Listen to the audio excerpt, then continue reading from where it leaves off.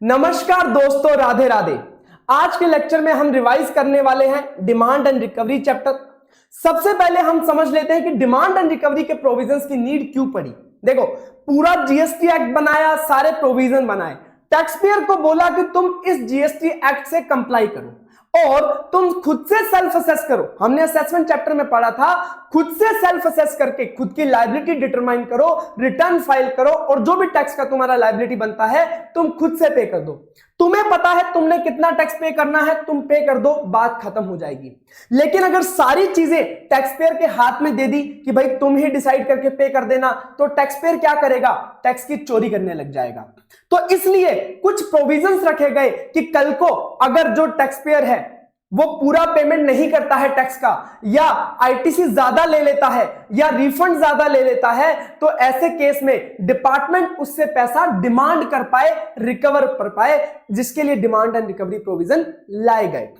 कैसे डिमांड और रिकवरी की जाएगी? देखो, डिटरमाइन किया जाएगा कि भाई कितना टैक्स उसने कम पे किया है, कितना आईटीसी ज्यादा ले लिया, कितना रिफंड ज्यादा ले लिया। अब उससे मांगा कैसे जाएगा? ऑर्डर पास करके टैक्स पेयर के अगेंस्ट ऑर्डर पास किया जाएगा कि बॉस तुमने इतना इतना टैक्स कम पे किया है, लौटा दो। लेकिन देखो, एक नेचुरल जस्टिस बोलता है कि भाई सामने वाले को भी अपना पक्ष रखने का मौका मिलना चाहिए। तो हम ऑर्डर पास करने से पहले डिपार्टमेंट क्या करेगा? एक नोटिस इशू करेगा, शोकॉज नोटिस, कि क्यों ना तुमसे इतना पैसा टैक्स के नाम पे, इंटरेस्ट के नाम पे, पेनल्टी के नाम पे वसूला जाए। तो वो शोकॉज नोटिस इशू होगा, उसके रिप्लाई वगैरह टैक्स पेयर करेगा, उसको कंसीडर करके ऑर्डर पास किया जाएगा। तो सबसे पहले शोकॉज नोटिस, फिर ऑर्डर पास किया जाएगा और फिर टैक्स पेयर को टैक्स पे करना है। अगर वो नहीं करता है तो उससे फोर्सफुली रिकवरी किया जाएगा, रिकवरी प्रोसीडिंग चलाई जाएंगी। यह है आपका ओवरव्यू इस चैप्टर का, डिमांड एंड रिकवरी का। अब हर एक चीज को डिटेल में हम डिस्कस करने ही वाले हैं। सबसे पहले क्या होगा? डिपार्टमेंट वाले डिटरमाइन करेंगे कि कितना टैक्स पे नहीं किया गया है, tax not paid, short paid, कितना कम पे किया गया है, कितना ज्यादा रिफंड ले लिया गया है, erroneous refund, ITC wrongly avail, कितना आईटीसी रोंगली अवेल किया गया है और यूटिलाइज किया गया है। जब डिटरमाइन हो जाएगा अमाउंट, फिर देखा जाएगा कि क्यों हुआ ऐसा। अगर वो tax not paid, short paid, erroneously refund, ITC wrongly avail due to the reason of fraud है, भाई उसने फ्रॉड की वजह से इंटेंशनली, जानबूझकर, डेलिबरेटली, उसे पता था कि वो चोरी कर रहा है टैक्स की, intentionally, deliberately, due to reason of fraud, wilful misstatement, जानबूझ करके पागल बनाया डिपार्टमेंट वालों को, और उसने सप्रेशन ऑफ फैक्ट किया है, फैक्ट्स को छुपाने की कोशिश करी है, तो ऐसे केस में क्या लग जाएगा? सेक्शन 74 लग जाएगा। लेकिन उसका ऐसा कोई पर्पस नहीं था पागल बनाने का, उससे गलती हो गई, बोनाफाइड मिस्टेक हो गई, उसे कोई पता नहीं था प्रोविजन का, तो उससे गलती हो गई जिसकी वजह से उसका टैक्स कम पे हुआ। तो ऐसे केस में अगर other than fraud, wilful misstatement और सप्रेशन ऑफ फैक्ट के अलावा कोई केस है, गलती हो गई, तो सेक्शन 73 का यूज किया जाएगा। सर दोनों में फर्क क्या है? क्योंकि सेक्शन 74 में तुम्हारी मिस्टेक इंटेंशनल है, डेलिब्रेट है, तो इसकी वजह से वो थोड़े से प्रोविजन क्या होंगे? स्ट्रॉन्ग होंगे, स्ट्रिंजेंट होंगे, कठोर होंगे। पर क्योंकि सेक्शन 73 में आपने इंटेंशनली नहीं किया है, बोनाफाइड मिस्टेक है, तो ऐसे केस में वहां पे आपसे थोड़ा सा लीनियंट प्रोविजंस प्रोवाइड कराए गए। फॉर एग्जांपल मैं आपको बताता हूं 73-74 का। मान लीजिए आपने रिटर्न में फाइल किया, आपने एग्जम्प्ट सप्लाई दिखाई ही नहीं रिटर्न में, इसका मतलब आप क्या कर रहे हो? कोई ना कोई चीज आप छुपा रहे हो। तो आपने एग्जम्प्ट सप्लाई दिखाया नहीं, एग्जम्प्ट सप्लाई नहीं दिखाया तो एग्जम्प्ट सप्लाई का रिवर्सल भी आपने नहीं किया, ठीक है? तो अब आपके अगेंस्ट कौन सा लगेगा? सेक्शन 74, क्योंकि आपने फैक्ट्स को छुपाया है कि आपने एग्जम्प्ट सप्लाई करी है लेकिन आपने बताया नहीं। अब आपने एग्जम्प्ट सप्लाई तो बता दी, लेकिन आपको रूल 42, रूल 43 का नॉलेज नहीं था, तो आपने रिवर्सल नहीं किया। इसका मतलब आपका इंटेंशन बुरा नहीं था, आपने रिटर्न में एग्जम्प्ट सप्लाई दिखा दिया लेकिन आपको पता नहीं था, इसकी वजह से बोनाफाइड मिस्टेक हो गई, आपने रिवर्सल नहीं किया। तो अब आपके अगेंस्ट क्या होगा? सेक्शन 73। अब उसके बाद हम एक एक सेक्शन को डिटेल में डिस्कस करते हैं। सबसे पहले हम सेक्शन 73 ले लेते हैं, ठीक है? अब क्या होगा कि ऐसा नहीं हो सकता कि आज मैंने फाइनेंशियल ईयर 22-23 में कोई गलती करी और 20 साल बाद मेरे पास डिपार्टमेंट वाले उठ के आए कि बॉस तुमने 22-23 में गलती करी थी तो अब तुम पैसा पे कर दो। ये तो बहुत गलत होगा, क्योंकि 20 साल बाद मुझे याद नहीं रहेगा कि मैंने क्या किया था। तो कुछ एक टाइम लिमिट होनी चाहिए, रीजनेबल टाइम लिमिट होनी चाहिए, जितने टाइम पीरियड में ये सारा मामला निपट जाए, उसके बाद कोई मांगने ना आए पैसा। तो इसके लिए टाइम रखा गया है कि इसमें बोला गया कि अगर सेक्शन 73 में प्रोसीड करना है, किसी से बोनाफाइड मिस्टेक हुई है, तो ऐसे केस में उसके अगेंस्ट जो ऑर्डर पास किया जा सकता है वो कितने टाइम पीरियड में किया जा सकता है? 3 इयर्स। 3 इयर्स का टाइम दिया गया है। 3 years from the due date of annual return for financial year to which such dues relates. जिस पीरियड के रिलेटेड उससे गलती हुई है, उस फाइनेंशियल ईयर की जो एनुअल रिटर्न फाइल करने की ड्यू डेट है, ध्यान रखना ड्यू डेट, एक्चुअल डेट नहीं, ड्यू डेट से 3 साल तक ऑर्डर पास किया जा सकता है उस व्यक्ति के अगेंस्ट। अगर केस है रिफंड का, तो जब उसे रिफंड वो दिया गया है जो उसने गलत लिया है, वहां से 3 साल काउंट होंगे। उतने पीरियड में उसे क्या करना है? ऑर्डर पास करना है। और मैंने बताया ऑर्डर से पहले क्या करना पड़ेगा? शोकॉज नोटिस देना पड़ेगा। तो शोकॉज नोटिस कब तक दिया जा सकता है? जो ऑर्डर पास करने की ड्यू डेट है ना 3 साल, उससे 3 महीने पहले तक क्या हो जाना चाहिए? शोकॉज नोटिस इशू हो जाना चाहिए, at least 3 month prior to the time limit to pass order. इसका मतलब 2 years 9 months from the due date of annual return of financial year to which such dues relates। और रिफंड के case में refund जहां से मिला वहां से आपको काउंट करना है। अगर इतने टाइम पीरियड में सेक्शन 73 के अंडर अगर आपको नोटिस इशू नहीं किया, तो उसके बाद सेक्शन 73 के नोटिस और ऑर्डर पास नहीं हो सकते। This is the time limit, final time limit. ठीक है। अब अगर सेक्शन 73 में अगर आपको नोटिस आता है, तो आपको नोटिस में पेनल्टी भी लग के आ सकती है। क्या पेनल्टी होगी? कितनी पेनल्टी लगाई जा सकती है सेक्शन 73 में? तो ध्यान रखना, 10% ऑफ द टैक्स अमाउंट और 10,000 whichever is higher. 10% of जितने टैक्स की चोरी करी है तुमने, आईटीसी टैक्स रिफंड की, 10% ऑफ दैट अमाउंट और 10,000 सीजीएसटी के केस में विच एवर इज हायर, वो आपका क्या हो जाएगा? पेनल्टी हो जाएगा। लेकिन अगर आप टैक्स का अमाउंट पे कर देते हो बिफोर इशुएंस ऑफ एससीएन, आपको अभी तक शोकॉज नोटिस इशू नहीं किया गया, उससे पहले पहले आपने क्या कर दिया? टैक्स का अमाउंट पे कर दिया। या फिर शोकॉज नोटिस इशू हो गया, उसके 30 डेज के अंदर अंदर आपने क्या कर दिया? टैक्स का अमाउंट पे कर दिया। इसका मतलब आपकी गलती थी, आपने मान ली, आपने टैक्स पे कर दिया with in 30 days of SCN. आगे मेहनत नहीं करनी पड़ी ऑफिसर को ऑर्डर वगैरह पास करने की, तो आपके ऊपर पेनल्टी नहीं लगाई जाएगी, कोई पेनल्टी नहीं लगाई जाएगी। लेकिन अगर शोकॉज नोटिस इशू होने के 30 दिन तक अगर आपने पेमेंट नहीं किया, तो उसके बाद फिर आपको पेनल्टी पे करनी पड़ेगी, 10% ऑफ द टैक्स अमाउंट और 10,000 विच एवर इज हायर। ठीक है। चलिए सेक्शन 74 की बात करें, तो सेक्शन 74 क्योंकि ये थोड़े से स्ट्रिंजेंट प्रोविजन रखता है। क्यों? क्योंकि यहां पे फ्रॉड का केस है, तो ऐसे केस में यहां पे टाइम लिमिट भी ज्यादा दिया गया है, क्योंकि जब कोई फ्रॉड होता है तो उसको पकड़ने में टाइम लगता है। तो यहां पे थोड़ा ज्यादा टाइम दिया गया है ऑर्डर पास करने का, शोकॉज नोटिस देने का। तो यहां पे बोला गया कि यहां पे आपको 3 साल की जगह 5 साल दिए जाते हैं। तो यहां पे डिपार्टमेंट आपको 5 साल के अंदर 5 years from the due date of annual return, annual return की ड्यू डेट से, किस एनुअल रिटर्न से? जिस फाइनेंशियल ईयर के रिलेटेड वो ड्यूज हैं, उस फाइनेंशियल ईयर की एनुअल रिटर्न की जो ड्यू डेट है, वहां से 5 साल के अंदर तक ऑर्डर पास कर सकता है। और रिफंड का केस है, तो जिस दिन इरोनियस रिफंड मिला वहां से 5 साल के अंदर अंदर ऑर्डर पास कर सकता है। लेकिन ऑर्डर से पहले शोकॉज नोटिस देना पड़ेगा। तो शोकॉज नोटिस का जो टाइम लिमिट है वो है 6 month prior to the time limit to pass order. तो जो 5 साल का टाइम लिमिट है ना ऑर्डर पास करने का, उससे 6 महीने पहले तक आपका शोकॉज नोटिस इशू हो जाना चाहिए, वरना टाइम बार हो जाएगा, उसके बाद ना नोटिस इशू हो पाएगा ना ऑर्डर पास हो पाएगा। इसका मतलब 4 years 6 months from the due date of annual return to of the financial year to which such dues relates. अच्छा, तो सेक्शन 74 क्योंकि स्ट्रिंजेंट है तो पेनल्टी भी ज्यादा होगी।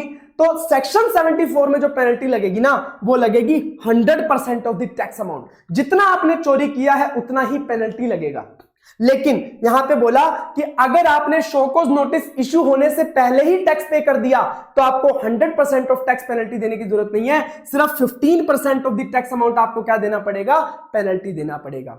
आपने शोकॉज नोटिस इशू हो गया, उसके 30 डेज के अंदर अगर पेमेंट कर दिया, तो आपको 25% ऑफ द टैक्स अमाउंट ही क्या देना पड़ेगा?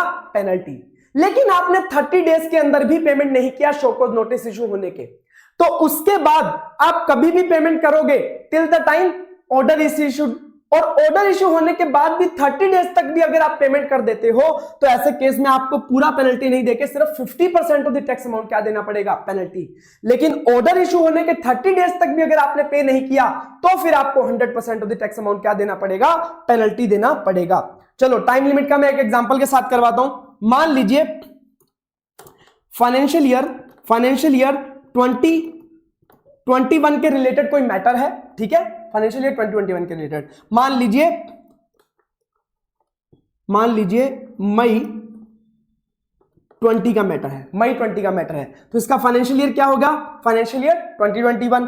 तो अब इसके रिलेटेड आप मुझे बताओ सेक्शन 73 की टाइम लिमिट्स क्या है, इसके रिलेटेड शोकॉज नोटिस कब तक इशू हो सकता है, ऑर्डर कब तक पास हो सकता है। तो देखो फाइनेंशियल ईयर क्या है 2021, इसके रिलेटेड एनुअल रिटर्न फाइल करने की ड्यू डेट क्या होगी, उस फाइनेंशियल ईयर के बाद का 31 दिसंबर। तो 31 दिसंबर 2021 क्या हो गया मेरा due date of filing annual return. तो 31 दिसंबर 2021 से काउंट करेंगे 3 साल, कितना होगा 31 दिसंबर 2022, 23, 24। तो जो आपका ऑर्डर पास किया जा सकता है सेक्शन 73 में, दैट इज 31 दिसंबर 2024 तक इशू किया जा सकता है। और शोकॉज नोटिस कब तक इशू किया जा सकता है, 3 महीने पहले तक, इसका मतलब 2 ईयर 9 मंथ्स। तो 2022, 2023 और उसके बाद 9 महीने, तो आपका हो गया 30 सितंबर 2024, यहां तक आपका शोकॉज नोटिस इशू किया जा सकता है। अगर आपने 30 सितंबर 2024 तक शोकॉज नोटिस इशू नहीं किया तो वो टाइम बार हो गया, आप उसके रिलेटेड अब डिमांड नहीं कर पाओगे डिपार्टमेंट के केस में। अब डिपार्टमेंट ना ही ऑर्डर पास कर पाएगा 31 दिसंबर 2024 के बाद। चलिए ये बात हो गई। अब इसी में बताइए कि सर सेक्शन 74 में क्या टाइम लिमिट होगी। तो सेक्शन 74 में शोकॉज नोटिस और ऑर्डर पास करने की, देखो ऑर्डर के केस में 5 साल के अंदर करना होता है। तो ड्यू डेट क्या है 31 दिसंबर 21, तो 5 साल आप काउंट करो 22, 23, 24, 25, 26, ठीक है। 31 दिसंबर 2026 तक ऑर्डर पास होना चाहिए और शोकॉज नोटिस 6 मंथ बिफोर, इसका मतलब 30 जून 2026 तक आपका शोकॉज नोटिस इशू हो जाना चाहिए अगर आप सेक्शन 74 के अंदर प्रोसीड कर रहे हैं, ठीक है। तो ये आपकी टाइम लिमिट्स है, ठीक है। चलिए उसके बाद अब स्पेशल पॉइंट्स हम बात करेंगे। भाई जो शोकॉज नोटिस की बात कर रहे थे वो क्या होता है, show cause notice means notice asking the person as to why tax interest penalty should not be demanded, क्यों ना भाई आपसे पैसा रिकवर किया जाए।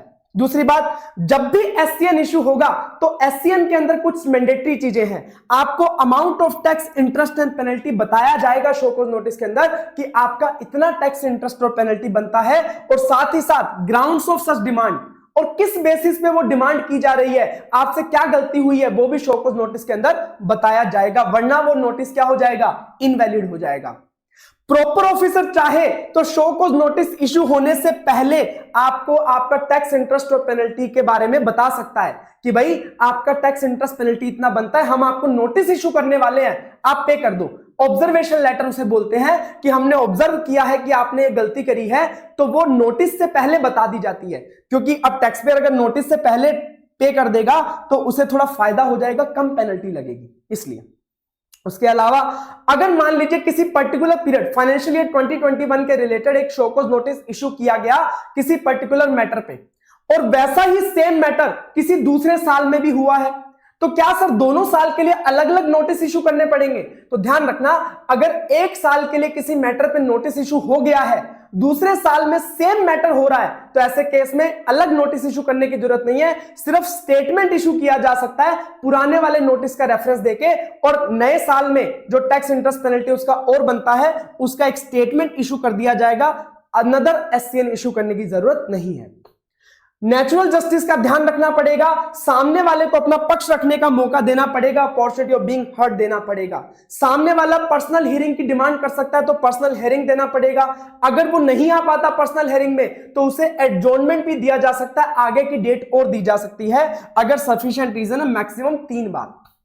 उसके अलावा जो टैक्स इंटरेस्ट और पेनल्टी शोकॉज नोटिस वगैरह में लिखा जाएगा, ध्यान रखना जो टैक्स इंटरेस्ट और पेनल्टी शोकॉज नोटिस में लिखी गई है उससे ज्यादा आप ऑर्डर में डिमांड नहीं कर सकते।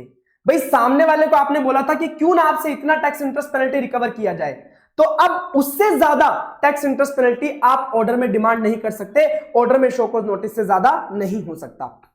अब मान लीजिए ऑफिसर ने ऑर्डर में इंटरेस्ट का अमाउंट नहीं लिखा, तो क्या इंटरेस्ट नहीं चार्ज किया जाएगा? तो बोला गया interest shall be mandatory even the same has not been mentioned in the order. अब मान लीजिए टैक्स का अमाउंट था, उसके बेसिस पे इंटरेस्ट और पेनल्टी लगाया गया है। मान लीजिए 10 लाख रुपीस टैक्स अमाउंट था, उसके ऊपर 10% पेनल्टी, 10% मान लीजिए इंटरेस्ट, 1 लाख रुपए इंटरेस्ट, 1 लाख रुपए पेनल्टी। अब कोर्ट ने उसको मॉडिफाई करके 10 लाख को क्या कर दिया, 5 लाख कर दिया कि भाई 10 लाख टैक्स नहीं बनता, 5 लाख ही बनता है। तो उसके रिलेटेड जो इंटरेस्ट और पेनल्टी है ना, वो भी अपने आप मॉडिफाई हो जाएंगे। If tax amount is modified, interest penalty shall be changed accordingly. उसके अलावा एक बार 73, 74 के अंडर पेनल्टी लगा दी तो बाकी किसी प्रोविजन में पेनल्टी नहीं लगेगी, यह भी बात करी गई है।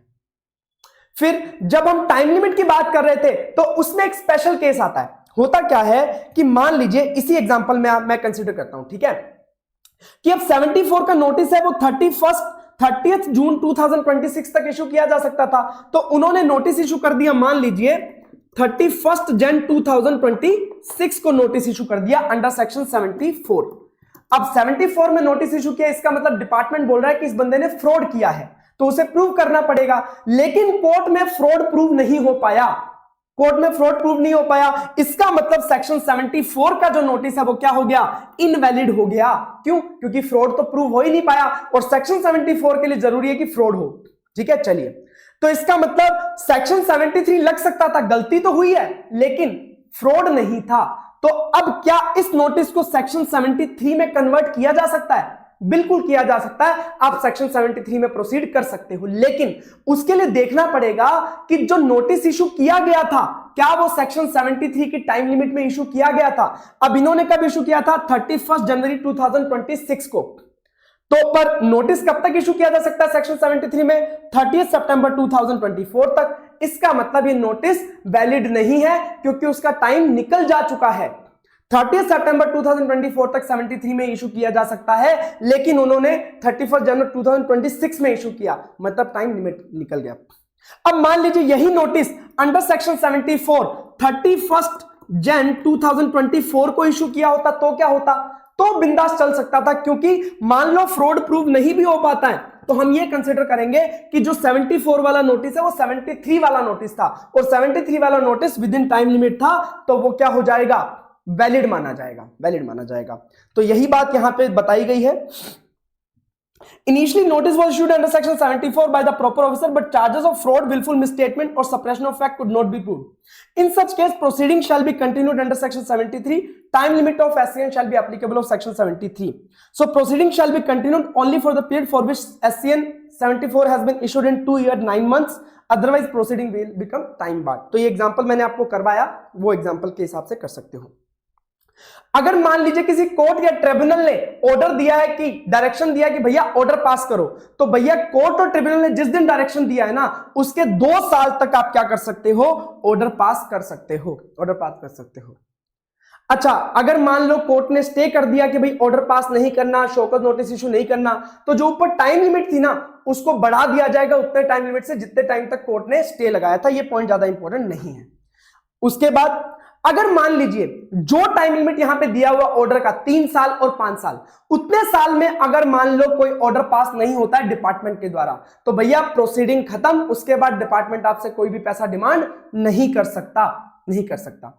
दूसरी बात, एक बार आपने टैक्स इंटरेस्ट पेनल्टी जो डिमांड किया था वो पे कर दिया, उसके बाद आपके अगेंस्ट कोई एक्शन नहीं लिया जाएगा, वो प्रोसीडिंग कंक्लूड हो जाएगी। हां, अगर आपने कुछ ऐसा घिनौना अपराध किया हुआ होगा तो आपके अगेंस्ट जेल वाला जो केस है वो चल सकता है, वो हम ऑफेंस एंड पेनल्टी चैप्टर में पढ़ेंगे, जेल वाला केस कब होगा।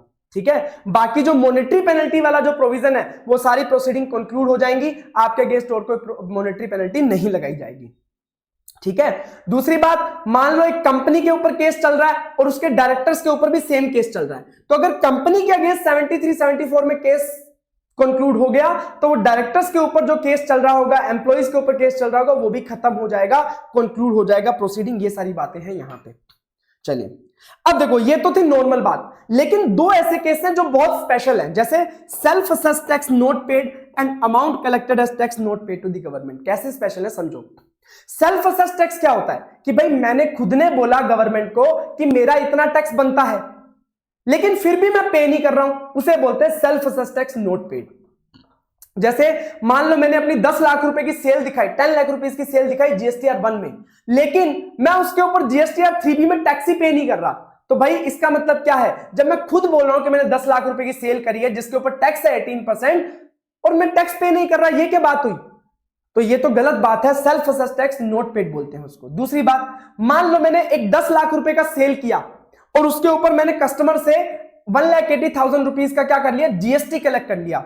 अब जीएसटी किसका होता है, गवर्नमेंट का होता है, मैंने गवर्नमेंट के नाम पे जीएसटी कलेक्ट कर लिया और मैं गवर्नमेंट को जमा ही नहीं करवा रहा, तो ये तो बहुत ही गलत बात है कि मैं गवर्नमेंट का पैसा, गवर्नमेंट के नाम पे मैं पैसा ले रहा हूं और खुद के लिए यूज कर रहा हूं, गवर्नमेंट को जमा ही नहीं करवा रहा, ये तो चोरी हो गई, फ्रॉड हो गया। तो ये जो दो है ना, ये दो केस में स्पेशल प्रोविजंस है।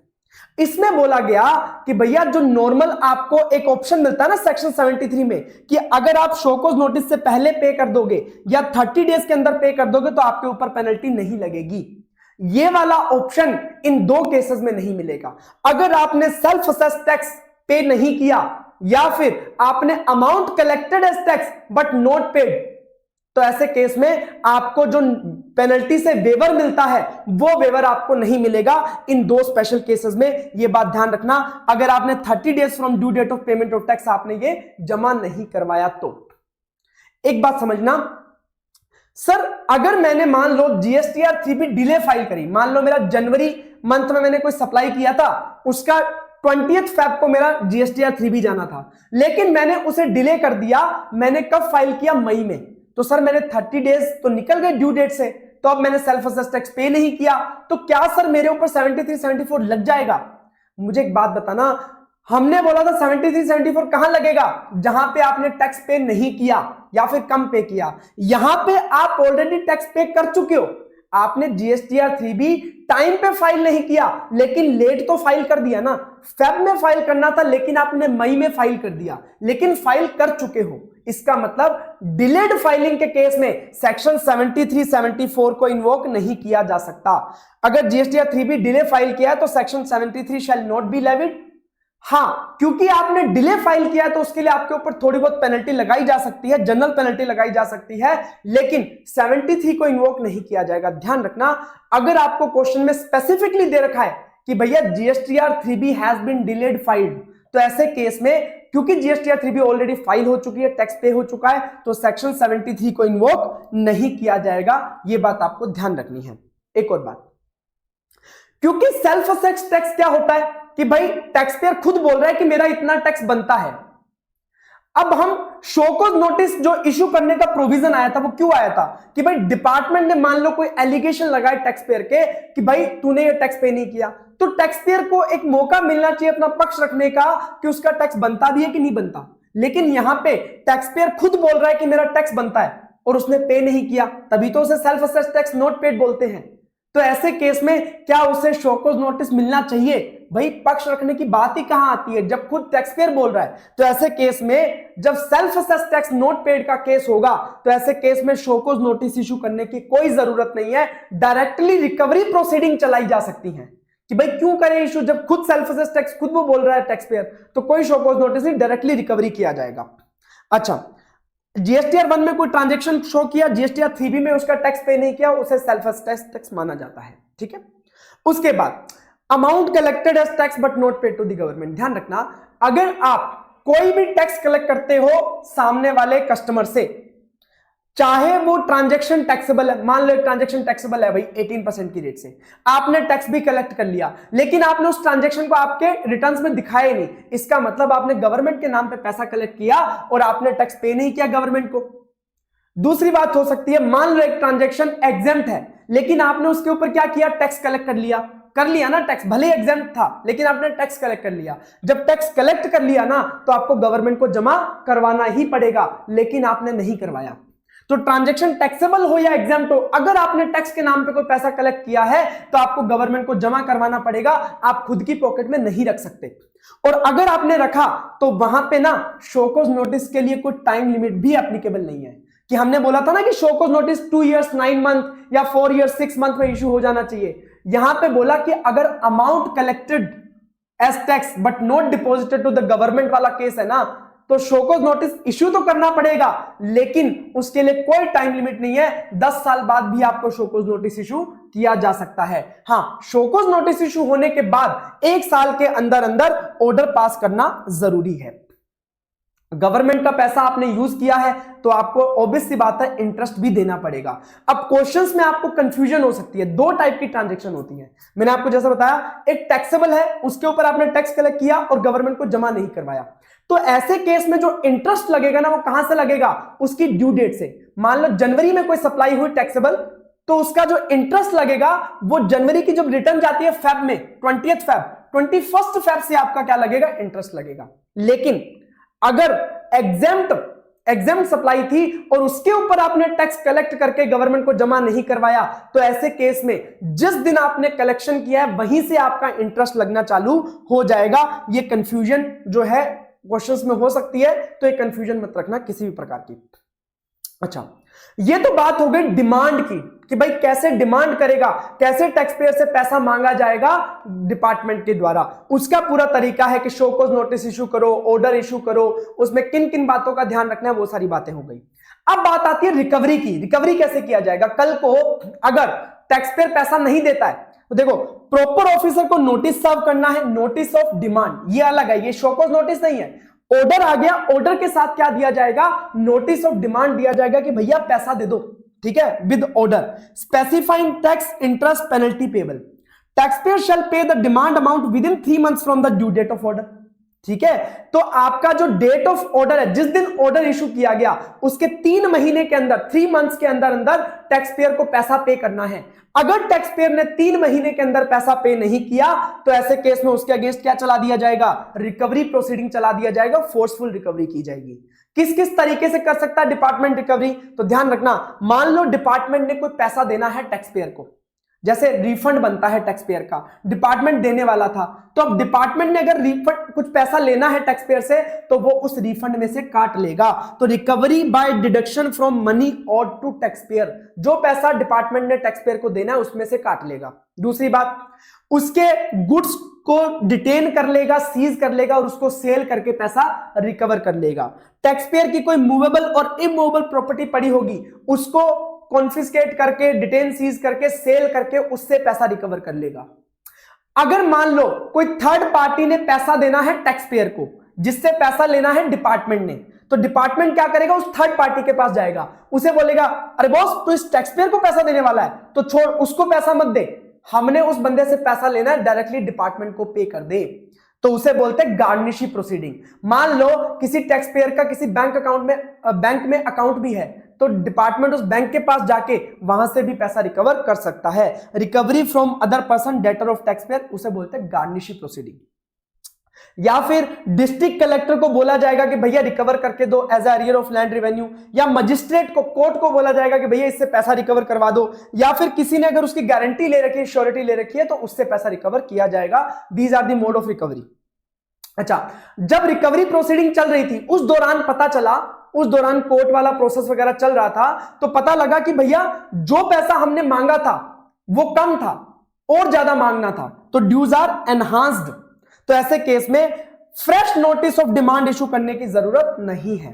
अब क्या करना होगा, सिर्फ एक supplementary notice of demand issue किया जाएगा। जैसे मान लो 1 करोड़ का आपने ऑलरेडी नोटिस ऑफ डिमांड दे रखा है, अब लग रहा है कि नहीं 1.5 करोड़ था, तो 50 लाख रुपीस का एक्स्ट्रा नोटिस ऑफ डिमांड दे दिया जाएगा। अगर मान लो लगता है कि ड्यूज रिड्यूस हो गए, आपने 1 करोड़ का नोटिस ऑफ डिमांड दिया, बाद में लगा कि नहीं नहीं यार 80 लाख रुपीस का ही डिमांड था, तो 20 लाख रुपीस जो रिड्यूस हुए हैं, ठीक है, उसके लिए आपको नया फ्रेश नोटिस ऑफ डिमांड देने की जरूरत नहीं है, सिर्फ एक इंटीमेशन दे दिया जाएगा। जो भी अथॉरिटी पैसा रिकवर कर रही है ना टैक्स पेयर से, उसको इंटीमेशन दे दिया जाएगा कि भाई हमने जो 1 करोड़ रुपए का अमाउंट था ना, वो अब सिर्फ 80 लाख रुपीस है, पूरा 1 करोड़ रिकवर मत करना, बाकी रिकवरी प्रोसीडिंग सेम चलती रहेंगी। उसके अलावा कुछ स्पेशल प्रोविजंस, जैसे payment of tax in instalment. देखो टैक्स भी इंस्टॉलमेंट में लिया जा रहा है। देखो टैक्स क्या है ना, नॉर्मली इंस्टॉलमेंट में नहीं लिया जाता। जनवरी का टैक्स आपको फेब में पे करना पड़ेगा, फेब का मार्च में, जो भी टाइम लिमिट है उस अकॉर्डिंग आपको पे करना पड़ेगा, इंस्टॉलमेंट नहीं होगी। लेकिन अगर आपसे कोई डिमांड आता है ना, गवर्नमेंट ने डिमांड किया, डिपार्टमेंट ने डिमांड किया, अब उतना पैसा आपके पास है नहीं, तो आप जाके रिक्वेस्ट करोगे कमिश्नर को, टैक्स पेयर जाके रिक्वेस्ट करेगा कमिश्नर को। तो कमिश्नर क्या करेगा, उसकी स्थिति को देख के अलाउ कर सकता है payment of tax and other amount in instalment. Instalment में अलाउ कर देगा। कितनी मंथली इंस्टॉलमेंट्स होंगी, मैक्सिमम 24 मंथली इंस्टॉलमेंट्स अलाउ कर सकता है, उससे ज्यादा नहीं। अगर टैक्स पेयर ने एक भी पेमेंट में डिफॉल्ट कर दिया, एक भी इंस्टॉलमेंट की पेमेंट में डिफॉल्ट कर दिया, तो बाकी बचा हुआ पैसा उसी दिन सारा का सारा जमा करवाना पड़ेगा, क्योंकि एक बार भरोसा तोड़ दिया फिर नहीं होगा। यह फैसिलिटी अलाउ नहीं की जाएगी किन किन केसेस में, ध्यान रखना, सेल्फ असेस्ड टैक्स के केसेस में। देखो जैसे मान लो मेरा आज जनवरी मंथ का टैक्स है, मैंने जितना सेल किया वो मेरे को फेब में भरना ही है भाई, उसमें मैं इंस्टॉलमेंट नहीं ले सकता, जितना पैसा वो भरना पड़ेगा। लेकिन अगर कोई डिमांड आती है अलग से तो उसका जो है इंस्टॉलमेंट भर सकते हैं। तो सेल्फ असेस्ड टैक्स के केस में फैसिलिटी अलाउ नहीं होगी। 25,000 रुपए से कम का अमाउंट है, 25,000 से कम का अमाउंट है, तो ये फैसिलिटी अलाउ नहीं होगी। अगर उसने डिफॉल्ट कर दिया पेमेंट करने में और उसकी रिकवरी चालू है, तो फिर उसे अलाउ नहीं किया जाए। देखो आपको जब नोटिस ऑफ डिमांड आए तभी आप कमिश्नर के पास चले जाओ कि भाई इंस्टॉलमेंट में पे करूंगा, तो आपको अलाउ कर सकता है। लेकिन एक बार रिकवरी स्टार्ट हो गई ना, फिर ये इंस्टॉलमेंट वाली फैसिलिटी नहीं दी जाएगी। और अगर पिछले साल आपको अलाउ नहीं किया गया था तो इस साल भी आपको अलाउ नहीं किया जाएगा। उसके अलावा स्पेशल केस क्या होता है कि जब किसी व्यक्ति को नोटिस आता है, ऑर्डर आता है, मान लो उसकी कोई प्रॉपर्टी पड़ी है, अब उसको क्या डर लगने लगता है कि अगर मैं ये पैसा पे नहीं करूंगा तो डिपार्टमेंट मेरी प्रॉपर्टी, मेरा जो सामान पड़ा है उसे बेच के रिकवर करेगा। तो वो होशियारी मार के क्या करता है, वो करता है कि जो भी सामान पड़ा होता है उसको ट्रांसफर कर देता है। ठीक है, जैसे मान लो मैं बिजनेस कर रहा हूं, मेरे पास नोटिस आया तो मेरे को लगा डिपार्टमेंट मेरा पैसा ले लेगा, मेरा प्रॉपर्टी ले लेगा, तो मैंने मेरी वाइफ के नाम पे ट्रांसफर कर दिया प्रॉपर्टी बिना पैसे के। तो भाई ये तो गलत बात है ना, ये तो डिपार्टमेंट को पागल बना रहे हो आप, गवर्नमेंट को डिफ्रॉड कर रहे हो। तो ऐसे केस में बोला गया कि if any person transfer the property by way of sale, mortgage, exchange और any other mode after any amount has become due, if transfer is made with intention to defraud the government, तो ऐसे case में transfer क्या हो जाएगा, void हो जाएगा। हम मानेंगे ही नहीं कि आपने ट्रांसफर किया, हम तो ये मानेंगे कि प्रॉपर्टी मेरे नाम पे है।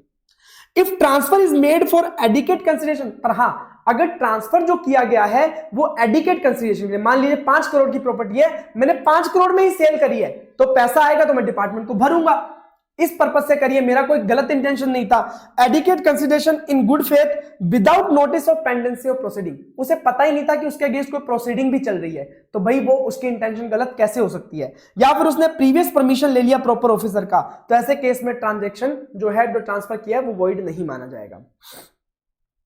उसके अलावा अगर कमिश्नर को लगता है कि भाई ये बंदा क्या है, भाग जाएगा, ये बंदा फरार हो जाएगा, ये बंदा अपनी प्रॉपर्टी बेच के फरार हो जाएगा, विजय माल्या बन जाएगा, तो ऐसे केस में वो इंटरेस्ट ऑफ रेवेन्यू को प्रोटेक्ट करने के लिए, डिपार्टमेंट के इंटरेस्ट को प्रोटेक्ट करने के लिए वो क्या करेगा, उसकी जो एसेट्स हैं उनको प्रोविजनली अटैच कर लेगा रिटर्न ऑर्डर से। उसकी जो भी प्रॉपर्टी है, उसका बैंक अकाउंट है, उसको प्रोविजनली अटैच कर देगा, ठीक है, रिटर्न ऑर्डर पास करके कि भाई ये बंदा भाग सकता है, रेवेन्यू को लॉस हो सकता है, और उसकी प्रॉपर्टी को अटैच कर देगा। किस किस की प्रॉपर्टी को, जिस बंदे ने ये चोरी करी है टैक्सेबल पर्सन, दूसरा जिस भी बंदे ने उस ट्रांजैक्शन से फायदा उठाया उसकी प्रॉपर्टी, और ऐसा बंदा जिसके इंस्ट्रक्शंस पे ये ट्रांजैक्शन हुई है उस बंदे की भी प्रॉपर्टी को क्या कर सकता है, प्रोविजनली अटैच कर सकता है। प्रोविजनल अटैचमेंट मतलब अब वो बंदा उस प्रॉपर्टी से डील नहीं कर पाएगा टैक्स पेयर। प्रोविजनल अटैचमेंट 1 साल के लिए चलेगा, अगर उसमें टाइम लिमिट ऑर्डर में तो उतने साल, वरना 1 साल। 1 साल से ज्यादा के लिए प्रोविजनल अटैचमेंट नहीं किया जा सकता। अगर पेरिशेबल और हजार्डियस प्रॉपर्टी है तो उसको रिलीज किया जा सकता है। भाई प्रॉपर्टी क्या करनी है कमिश्नर ने, कमिश्नर क्या करेगा, उसको रिलीज कर देगा पेरिशेबल और हजार्डियस प्रॉपर्टी को। अगर टैक्स पेयर क्या करे, टैक्स पेयर जमा करवा दे अमाउंट जो कि उसने पे करनी है डिपार्टमेंट को, और amount equivalent to market price of such property whichever is lower, अगर उतना पैसा जमा कर देता है तो प्रॉपर्टी को छोड़ दिया जाएगा।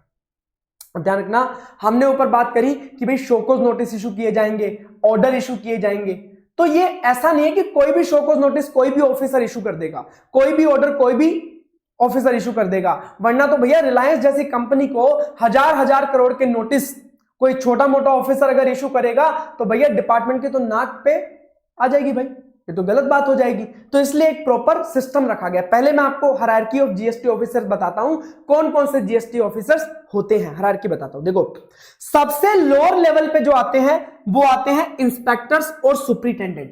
पहले इंस्पेक्टर बनता है, एसएससी सीजीएल पास करके आप इंस्पेक्टर बनते हो, इंस्पेक्टर से प्रमोट होके आप क्या बनते हो, सुपरिटेंडेंट बनते हो, ठीक है। तो ये लोअर लेवल हायरार्की है। इसके बाद अगर ऑफिसर रैंक वाइज जाऊं तो आप अगर यूपीएससी पास करके बनते हो जो ऑफिसर, वो बनते हो आप असिस्टेंट कमिश्नर। ये एंट्री है कि भाई आप यूपीएससी से अगर पास होगे ना तो आप असिस्टेंट कमिश्नर बनोगे, ठीक है। तो असिस्टेंट कमिश्नर बनते हो। असिस्टेंट कमिश्नर से भी सीनियर कौन होता है, डेप्यूटी कमिश्नर। होते सेम लेवल पे हैं, लेकिन जब असिस्टेंट कमिश्नर 4-5 साल सीनियर होता है तब जाके वो क्या बनता है, डेप्यूटी कमिश्नर बनता है। डेप्यूटी कमिश्नर 4-5 साल काम करने के बाद क्या बनता है, ज्वाइंट कमिश्नर। ज्वाइंट कमिश्नर आगे 4-5 साल और काम करता है, फिर वो बनता है एडिशनल कमिश्नर। तो joint commissioner additional commissioner almost equivalent होते हैं। उसके बाद वो जैसे जैसे प्रमोट होते जाते हैं वो कमिश्नर, चीफ कमिश्नर और प्रिंसिपल चीफ कमिश्नर तक पहुंचते हैं। ये जीएसटी ऑफिसर की हायरार्की होती है। तो सबसे सीनियर कौन हुआ, प्रिंसिपल चीफ कमिश्नर कमिश्नर, उसके बाद एडिशनल ज्वाइंट, उसके बाद डेप्यूटी असिस्टेंट और उसके बाद सुपरिटेंडेंट इंस्पेक्टर आते हैं। अब कौन सा ऑर्डर इशू कर सकता है, तो यहां पे अमाउंट दिया गया है कि अगर किसी ऑर्डर या शोकॉज नोटिस में अमाउंट 10 लाख रुपए तक है, सीजीएसटी का अमाउंट 10 लाख रुपीस तक है और आईजीएसटी के केस में अगर अमाउंट 20 लाख रुपीस तक है, तो ऐसे केस में जो ऑफिसर डील करेगा वो होगा सुपरिटेंडेंट। तो सुपरिटेंडेंट एंड अबव लेवल के अधिकारी जो हैं वो 10 लाख रुपीस तक के मैटर पे शोकॉज नोटिस इशू कर सकते हैं सीजीएसटी के केस में। डेप्यूटी और असिस्टेंट कमिश्नर, ये अगर 10 लाख रुपए से ज्यादा का मैटर है और 1 करोड़ रुपीस तक है, अगर 1 करोड़ रुपीस तक का मैटर है तो डेप्यूटी और असिस्टेंट कमिश्नर यहां पे इशू कर सकते हैं शोकॉज नोटिस, ठीक है। अब 10 लाख से अगर ऊपर का मैटर है तो सुपरिटेंडेंट नोटिस या ऑर्डर इशू नहीं कर सकता, तो डेप्यूटी असिस्टेंट कमिश्नर या उनसे अबव लेवल के अधिकारी इशू करेंगे। अगर मामला 1 करोड़ से भी ऊपर का है, सीजीएसटी में, आईजीएसटी में दुगना होता जाएगा, अगर 1 करोड़ से भी ज्यादा का मैटर है तो कौन इशू करेगा, ज्वाइंट कमिश्नर और एडिशनल कमिश्नर। कितने भी बड़ा मैटर हो, ज्वाइंट कमिश्नर और एडिशनल कमिश्नर ये नोटिस या ऑर्डर इशू कर सकते हैं, क्योंकि बहुत ही सीनियर लेवल की पोस्ट होती है ज्वाइंट कमिश्नर और एडिशनल कमिश्नर, और इनके सीनियर जो होते हैं वो भी ये नोटिस इशू कर सकते हैं, ऑर्डर इशू कर सकते हैं अगर मामला 1 करोड़ रुपए से ज्यादा का है, ठीक है। चलिए, इस प्रकार हर की है। अब एक बात समझ लेना, मैंने नोट्स में एक पेज और ऐड किया हुआ है जिसमें सेक्शन 74A की बात करी है। अगर आपने देखा होगा बहुत सारी जगह पे आपको सेक्शन 74A देखने को मिला होगा, तो सर ये क्या है, ये तो आपने पढ़ाया ही नहीं। तो सेक्शन 74A मैं बता दूं आपको, ये नया सेक्शन आया है। दिस इज एप्लीकेबल फ्रॉम 1 नवंबर 2024, क्योंकि मई 25 के लिए अमेंडमेंट 31 अक्टूबर तक के लिए एप्लीकेबल होते हैं, तो 1 नवंबर वाला अमेंडमेंट एप्लीकेबल नहीं होगा मई 25 के लिए। ये नवंबर 25 और ऑनवर्ड एग्जाम्स के लिए एप्लीकेबल है। ये क्या सेक्शन है सर, आपको नहीं पढ़ना मई 25 वालों को, नवंबर 25 के लिए सेपरेटली आ जाएगा। सिर्फ नॉलेज के लिए बता दूं, ये जो 74A सेक्शन है ये 73 और 74 सेक्शन का कंबाइंड वर्जन है। तो क्या सर 73 और 74 हट जाएंगे, नहीं, 73 और 74 भी चलेगा, 74A भी चलेगा। तो सर दोनों साथ में कैसे चलेंगे, तो यहां पे बोला गया कि फाइनेंशियल ईयर 23-24 तक, फाइनेंशियल ईयर 23-24 तक का अगर कोई भी मैटर है तो उसे डील किया जाएगा 73 और 74 सेक्शन से। अगर फाइनेंशियल ईयर 23-24 के बाद का कोई मैटर है तो उसे डील किया जाएगा सेक्शन 74A से। तो इतना सा मैटर है, इसको 74A को आपको टोटली इग्नोर करना है, मई 25 वालों को। अगर उसके आगे की बात हो रही है नवंबर 25 ऑनवर्ड्स, तो आप 74A वाला पढ़ सकते हो, ठीक है, और इसके लिए सेपरेट आपको अमेंडमेंट मिल जाएगा, डोंट वरी अबाउट इट। मई 25 वाले please completely ignore 74A। Thank you so much. अगर कोई भी दिक्कत आती है डिमांड एंड रिकवरी में, प्लीज आस्क, जो भी कोई डाउट है प्लीज आस्क, हर तरीके का डाउट आपको सोल्व करेंगे। डिमांड एंड रिकवरी चैप्टर का रिवीजन कंप्लीट होता है अब। थैंक यू सो मच, आज के लिए इतना ही।